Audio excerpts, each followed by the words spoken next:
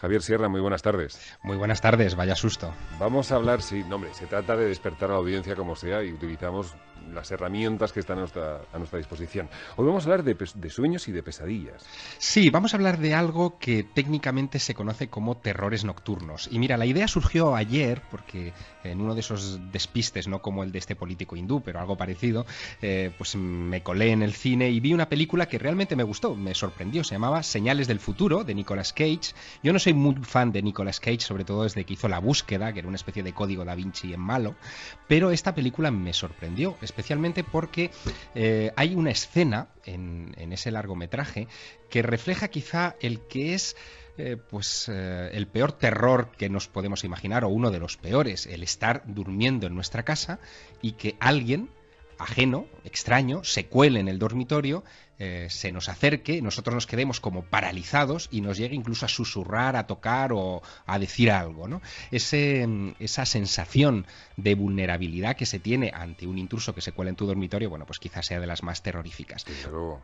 Pues mira, eso es algo que, según recientes encuestas, han vivido 1 de cada 6 personas en el mundo occidental contemporáneo, actual, pero es algo que se viene registrando desde la noche de los tiempos. Esta especie de intrusos nocturnos vienen recogidos incluso en la Biblia o en los evangelios apócrifos. ¿Quién no recuerda, por ejemplo, ese sueño de José cuando se le aparece un ángel y le dice tu mujer, bueno, o tu novia se ha quedado embarazada, María en este caso, ¿no? Se ha quedado embarazada. Bueno, pues ese tipo de incursiones han dado pie a un documental que acaba de estrenarse en los Estados Unidos, que se titula Tu peor pesadilla, en la que un experto mundial en terrores nocturnos, David Hufford, cuenta un poco lo que hay detrás de este fenómeno. Y es muy sorprendente ver cómo miles de personas en todas las culturas, en todas las civilizaciones, en todos los tiempos, han experimentado ese tipo de visitas que se producen siempre según un patrón muy concreto. Se producen a horas tardías de la madrugada, siempre se vienen precedidas de una parálisis total del individuo.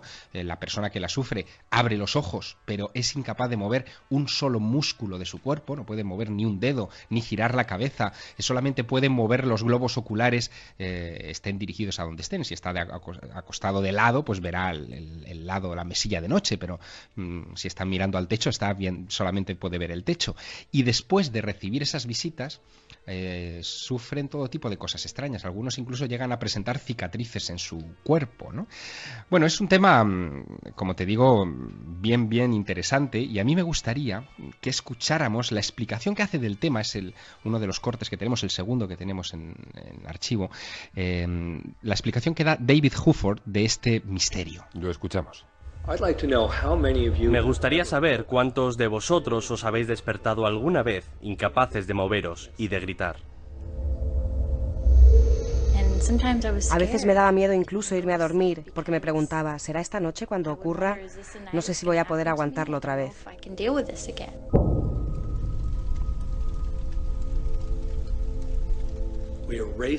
Hemos borrado la memoria de estas experiencias del repertorio cultural mientras las experiencias seguían sucediendo.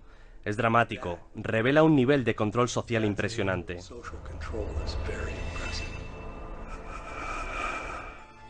Es un tema tabú. Pero no entiendo muy bien qué quiere decir eso de hemos borrado estas experiencias del repertorio cultural. Pues mira, muy sencillo. Es un tema tabú que, por ejemplo, en la Edad Media sí se comentaba muchísimo, estaba muy presente en las conversaciones cotidianas, en los mercados, en las cortes, etcétera, en cualquier lado, pero que, sin embargo, en el siglo XX y lo que llevamos del siglo XXI es un tema que apenas sale a los medios de comunicación.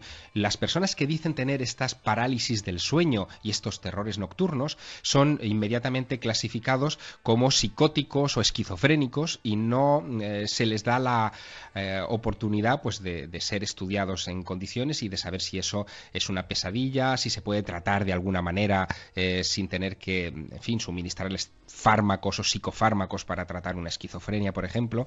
En fin, es algo como bastante tabú, bastante delicado. Pero en la Edad Media se hablaba mucho de este asunto, como te decía. Por ejemplo, se crea en ese tiempo la figura de los íncubos y los súcubos, unos unos diablos femeninos y masculinos que supuestamente se dedicaban a colarse en los dormitorios de sus víctimas y en algunos casos incluso a seducirlas. La Inquisición abrió muchísimos procesos de mujeres que eran visitados por íncubos con los que tenían relaciones sexuales e incluso decían que podían llegar a tener hijos de esos íncubos. Hay una tradición bretona muy famosa que dice que Merlín, el famoso mago Merlín, era precisamente el hijo de una monja seducida por uno de estos íncubos, ¿no? Lo curioso es que, aunque hay un paréntesis de 5 siglos entre esos relatos y nuestros días, en nuestros días hubo un momento, y fue en los años 80, finales de los 80, en el que este asunto adquirió una popularidad desmedida. Fue en 1987 cuando se publica en Estados Unidos un libro que se llama Comunión, de un autor, de un novelista llamado Whitley Strieber. A Strieber lo conoce mucha gente porque él fue el autor de El Ansia, no sé si recuerdas esa película. Sí. Bueno, pues ¿Sí? Esa película que protagonizó Bowie fue precisamente inspirada por esta novela, ¿no? Por El Ansia de Strieber. Bueno, pues Cualquier cosa con Bowie. sí, muy rara. pues este libro, Comunión, que escribió años después, en el 87, y que estuvo 23 semanas en el número 1 de las listas de venta del New York Times en los Estados Unidos, 23 semanas, y que vendió 3 millones de copias en aquel tiempo, describe unas experiencias terroríficas que vivió Whitley Strieber un año antes en una casita que él tenía en el condado de Ulster, cerca de Nueva York, en una cabaña de madera. Él cuenta cómo, pasando allí las navidades del año 85 con su familia, estando en la parte superior de la cabaña, en el piso superior donde él tenía el dormitorio, escucha como un torbellino se agita dentro de la casa en el piso de abajo, trata de incorporarse, se queda sentado extrañamente tranquilo ante esos ruidos, ese ruido asciende las escaleras, se presenta delante de él y lo que ve es una figura de 1,20 m más o menos de estatura, con unos ojos almendrados oscuros, una boca casi imperceptible, con cabeza de pera, o sea, como una pera invertida, pálida, que se dirige a él, le toca. Parece que en ese momento él pierde el conocimiento, su mujer no se entera de nada de esto, pero que a la noche siguiente regresa, que a la noche siguiente incluso se aparece a su hijo de 10 años, a Andrew, que también describe este asunto en el desayuno del día siguiente, hasta que la mujer incluso llega a ver también esas pequeñas figuras. Él cree que todo eso es una pesadilla, pasa por varios psiquiatras, llega a uno de ellos, que se llama Bud Hopkins, que lo hipnotiza y que le dice que, bueno, que aquello no es una pesadilla, que en realidad probablemente lo que está siendo es víctima de visitas de seres extraterrestres. Vaya, pero todo esto no tiene alguna explicación Sí. de carácter científico. Claro, fíjate, esa descripción que él llama extraterrestres era exactamente lo mismo que en la Edad Media llamaban incubos, o lo mismo que durante el siglo XIX, en época Ahora que dices eso, acaba de llegar un mensaje, lo manda Acaba de entrar un incubo. lo firma IA, no sé si ya, dice que bueno, en italiano pesadilla se dice incubo. Claro, bueno, porque queda en el acervo cultural, evidentemente, pero es que durante la época espiritista, en el siglo XIX, se hablaba de espíritus de los muertos, ¿no? Se habla de sombras, por ejemplo, Bruce Lee, el famoso Bruce Lee, bueno, hay una leyenda que dice que él durante toda su vida estuvo batallando con una entidad diabólica, bueno, esto se ha generado una abundante literatura al respecto, e incluso hace unos años se publicaba un libro titulado Bruce Lee Fighting Spirit, el espíritu combatiente, donde se hablaba de esa entidad que llamaba la sombra, Bruce Lee, y que decía que siempre se le aparecía cuando se quedaba durmiendo y cuando estaba a punto de despertarse, en esa duermevela a punto de despertarse, ya a altas horas de la madrugada, la sombra aparecía y él libraba un combate extraordinario. Todo esto, evidentemente, puede tener una explicación psicológica. Estamos hablando de un proceso que los expertos llaman alucinaciones hipnopómbicas, que se producen siempre justo antes de despertarse, o hipnagógicas, si se producen justo antes de dormirse, que son los dos periodos, digamos, entre un mundo y el otro, ¿no? Entre un grado de conciencia y el otro. Pero son tan frecuentes que en esa enorme cantidad de casos que se han registrado y que siguen llegando a las consultas de los expertos, hay unos pocos que desconciertan mucho a los investigadores, que son los que de repente vienen acompañados de efectos físicos, como cicatrices. Dicen, no, es que a mí esa sombra me dio un golpe en el brazo izquierdo y hay un moratón enorme en ese brazo izquierdo izquierdo que no se explica con un golpe normal. O me arrastraron por el campo, me sacaron de la casa, me arrastraron por el campo y la cama aparece llena de hierbas o de tierra que, en fin, no deberían estar ahí. Estoy pensando en la gente que viva sola esta noche después de escuchar a Javier Sierra. Sí. ¿Cómo va a dormir? Bueno, no sé, quizá lo que tienen que hacer es lo que hizo Arthur Conan Doyle, ¿no? Él en 1910, cuando se cambia de casa y llega a su nueva mansión en Sussex, él tiene una de estas experiencias, se queda paralizado, escucha a alguien moviéndose en la habitación, pisando en el suelo de madera este típico inglés que cruje, y escucha una voz que le dice: Doyle, vengo a decirte que lo siento. Bueno, él sigue paralizado, cuando empieza a recuperar el movimiento se queda quieto y finalmente lo que decide es decirse a sí mismo que eso ha tenido que ser una alucinación y que no pasa nada. Encendió la luz, allí no había nadie y él continuó viviendo y escribiendo sus novelas de Sherlock Holmes. En fin, la voz no era de Dr. Watson. No era de Dr. Watson, pero fíjate que en Estados Unidos, por ejemplo, los seguidores de Whitley Strieber, a raíz de la publicación de aquel libro de comunión, fueron muchos. Él llegó a recibir hasta 8.000 cartas en los primeros meses de la publicación de su obra de gente que había tenido esas experiencias. Se creó una fundación para tratar a esa gente y en esa fundación les enseñaban precisamente cómo combatir ese tipo de visiones incómodas. Lo primero que decían era que no había que darles permiso, es decir, que estas cosas ocurrían porque de alguna manera en tu fuero interno psicológicamente tú das permiso para que los, entre comillas, monstruos entren en tu habitación. Javier, queremos que te quedes con nosotros en la siguiente entrevista. No tiene nada que ver precisamente con lo que tú estabas contando, pero vamos a hablar con unos hombres que han vivido experiencias de sobra como para alimentar muchos de esos sueños o esas pesadillas y la de todos ustedes también. ¿Te quedas, Javier? Claro, cómo no. Bueno, Sí. Tony, a mí me gustaría... 72. Sí. 13 de octubre del 72. Dime, Javier. Sí, a mí me gustaría hacerles una pregunta, ya que el libro es sobre qué sintieron allá arriba en la montaña, y que es una pregunta sobre uno de los aspectos de vuestra vivencia que a mí siempre me ha llamado mucho la atención. Estuvisteis 72 días allá arriba, a 4.800 metros de altura, aislados, pero sin embargo teníais una radio y escuchasteis en un momento determinado que las labores de búsqueda, de vuestra búsqueda, se interrumpieron porque os daban a todos por muertos. ¿Qué sentisteis entonces? Es correcto lo que decís. Lo que sentimos fue una gran desazón, fue un gran abandono, fue sentir que para el mundo habíamos dejado de existir a partir de ese momento, que nadie más nos buscaba, que estábamos a nuestra propia suerte, y ese fue un golpe tremendo. Anímicamente fue un golpe de realidad, porque ya no nos buscaban más, y ahí a partir de ese momento íbamos a tener que encontrar nosotros las soluciones, pero nos sentimos muy mal, nos sentimos muy deprimidos, nos sentimos en una soledad impresionante.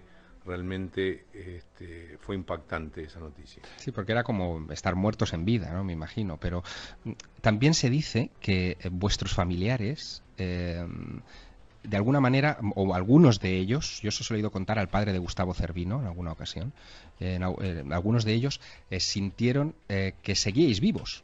O sea, no se llegaron nunca a creer la noticia de vuestra muerte y, sin embargo, los de las víctimas, que los otros compañeros del vuelo, que sí murieron, sí que sintieron esa desazón. ¿Eso es cierto? ¿Eso es correcto? Creo que no, porque los padres de los que nos estaban buscando, lo que estaban buscando eran nuestros cadáveres para terminar con la historia, para terminar con esa posibilidad que había de que las madres insistían, los chicos estarán vivos, y la realidad te decía que era imposible estar vivos después de un accidente aéreo.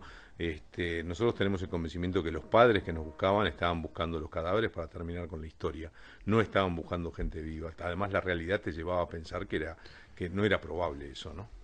Sí, ahí hay una gran diferencia entre lo que pensaban los padres, los hombres, y lo que pensaban las mujeres. Las madres eran las que estaban convencidas de que estábamos vivos y que nos tenían... Digo, yo te lo cuento por lo que pasó en mi casa. En mi casa hubieron 72 días de espera y iban a darle el pésame a mis padres. Mi padre estaba convencido que yo estaba muerto, pero mi madre decía, no, acá estamos esperando.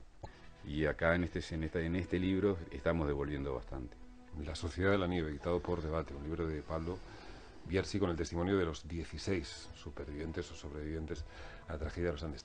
Lo suponíamos. Sí, cuando 16 personas sobreviven durante 71 días en la cordillera andina, a 4.500 metros de altitud, es porque han tenido una alimentación suficiente. Con proteínas. Y estas solo proceden de los animales. Pero a esa altura no lo sabía. ¿Entonces? La noticia ya ha saltado a los periódicos. Tuvieron que alimentarse de aquello que tenían a su alcance. ¿Necrofagia? Pues sí. Pero veamos los hechos fríamente. Estos hombres, todos muchachos jóvenes, necesitaban sobrevivir. No podían esperar la muerte por inanición. Tenían que hacer algo. Y ese algo fue... Pero no les culpemos. En esos momentos todo es posible. Javier. Sí, a mí una de las cosas que siempre me maravilló de este asunto es que, bueno, estuvisteis mucho tiempo allá arriba, a esa altura tremenda de 4.000, casi 5.000 metros de altura, y que no erais montañeros expertos, es decir, gente con mucha más experiencia, fue sorprendida por tormentas de nieve, por una tormenta de nieve y de repente perecieron en la montaña. Vosotros aguantasteis muchísimas tormentas, muchos cambios de temperatura bruscos, de mucho calor, con el hielo que reflejaba la temperatura, y mucho frío también por la noche. Y a mí lo que me gustaría es trasladaros una pregunta. Cuando reflexionáis sobre esto, y ya han pasado casi 4 décadas, ¿alguna vez os hacéis la pregunta de ¿por qué? O sea, ¿por qué sobrevivisteis? ¿Para qué va a servir esa experiencia? ¿Transmitís eso en el libro? ¿Transmitís vuestras conclusiones vitales? Es muy cierto. Te preguntaste más de una vez por qué sobreviví, por qué se dieron de repente en algunos casos más casualidades que otras, de estar en el último asiento, pasar al primero, toda una cantidad de cuestiones. Yo no tengo la respuesta de por qué sobreviví. Creo que se da una dosis de suerte, se da una dosis de azar, se dan otra cantidad de condiciones que no te podía definir, no puedo decir por qué, pero lo que sí hice mucho es por vivir, por continuar con la vida. Cada uno de los integrantes de la Sociedad de la Nieve tenía que cuidarse a sí mismo para después ser capaz de cuidar a los otros y cuidar el colectivo. No era el colectivo que cuidaba al individuo, sino el individuo que cuidaba al colectivo. Era al revés el tema. Y bueno, no sé, es una pregunta que no creo que ninguno tenga una respuesta. El por qué vivimos, lo que sí puedo decir es que hubo muchas ganas de vivir. Y bueno, y eso lo llevamos desde ese momento, ¿no? Daniel, Pablo, Tintín, un placer. Ha sido gracias. un gusto estar con ustedes. Javier, muchísimas gracias como siempre. Ha sido un placer.